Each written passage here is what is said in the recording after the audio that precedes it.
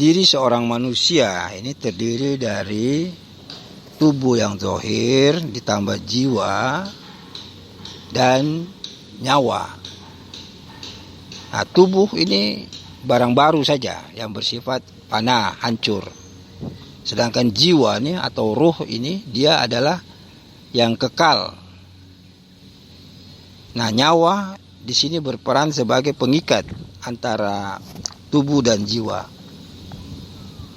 Nah, bila mana tubuh ini mengalami kerusakan, dalam hal ini komponen yang ada dalam organ-organ tubuh kita ini rusak, maka jiwa itu dia tidak bisa beroperasi.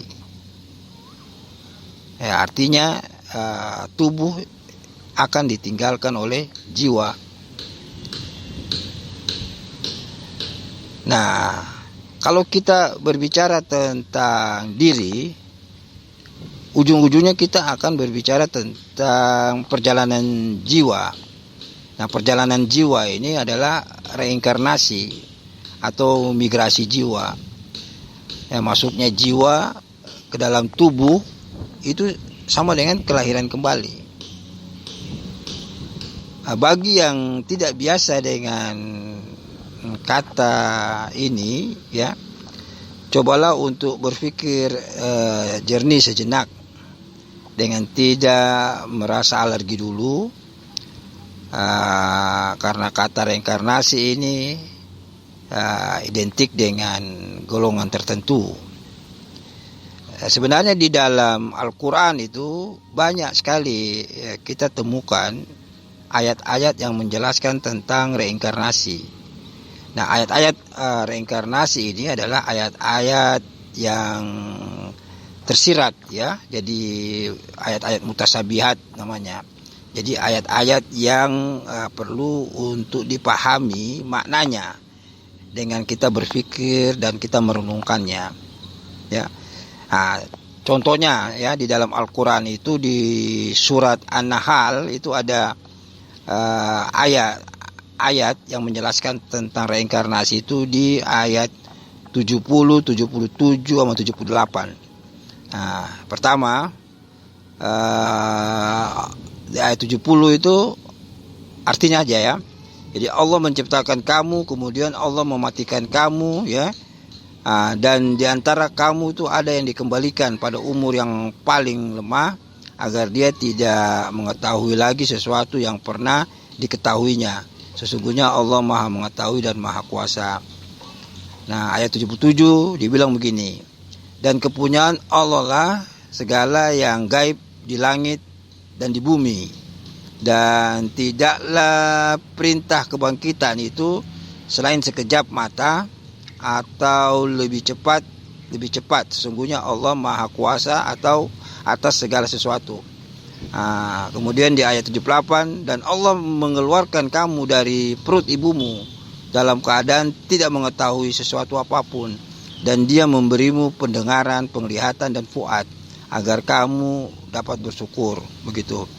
Nah, kalau di surat Yasin itu ada di ayat 68, ya.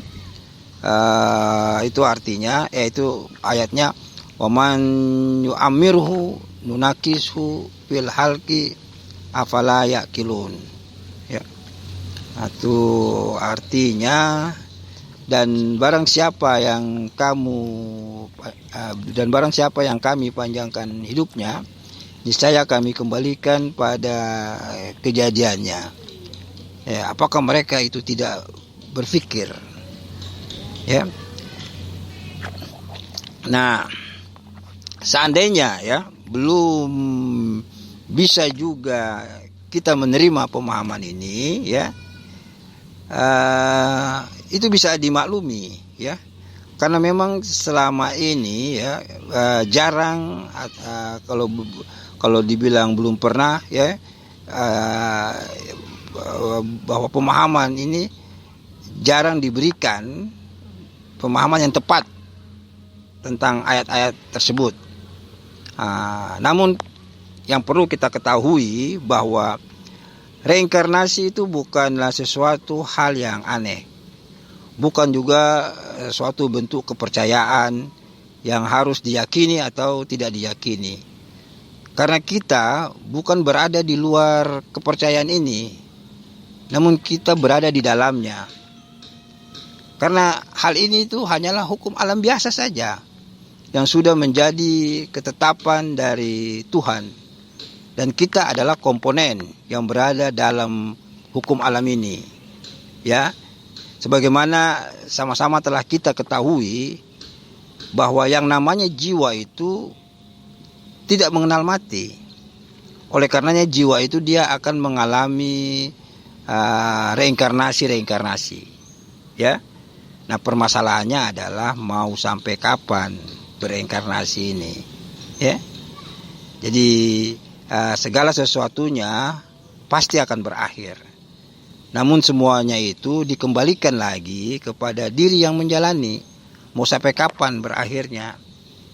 Jadi bukanlah Allah itu yang menentukan kapan berakhirnya. Namun kitalah penentunya. Karena bukanlah wayang tergantung dari dalangnya. Namun dalang itu akan mengikuti bagaimana peran yang dibawakan oleh si wayang ini. Ya. Dunia yang kita tempati, yang kita jalani ini adalah semacam sekolah kehidupan. Nah, ibarat kita bersekolah, maka kita perlu meningkatkan kita punya kualitas diri, kualitas hidup agar bisa kita melanjutkan ke kelas berikutnya. Nah, kelas ini sama dengan derajat, ya, yang akan mengikuti kualitas diri. Ya, jadi jelas di sini bahwa penentunya itu adalah kita. Ya, Tuhan itu dia hanya ibarat kepala sekolah saja yang mengeluarkan ijazah. Jadi nilai-nilai yang ada di dalamnya itu adalah kita yang memberikan sendiri. Nah, ijazah inilah yang nanti menentukan nasib ketika kita akan mencari pekerjaan. Dalam hal ini adalah ketika kita akan mengalami kehidupan yang baru lagi.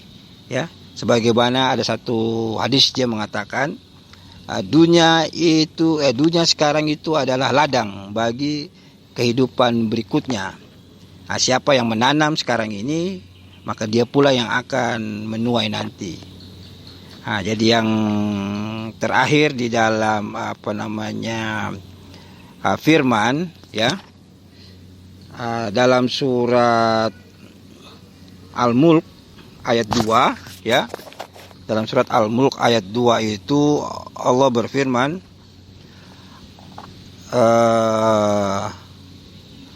Allazi halakal mauta wal hayata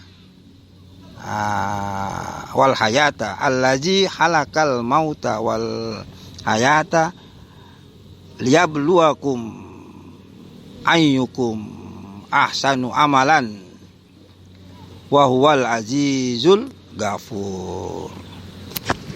Ya, bahwa dia yang menciptakan kematian dan kehidupan, dengan cara itu dia mendidik dan melatihmu. Jadi untuk memberikan nilai bagi siapa yang lebih baik amalannya, dan dia itu maha perkasa dan maha melindungi. Ya. Jadi proses mati hidup di dunia ini untuk melatih manusia agar manusia mau meningkatkan kualitas dirinya. Jadi mau sampai kapan? Nah, semua tergantung kepada kita.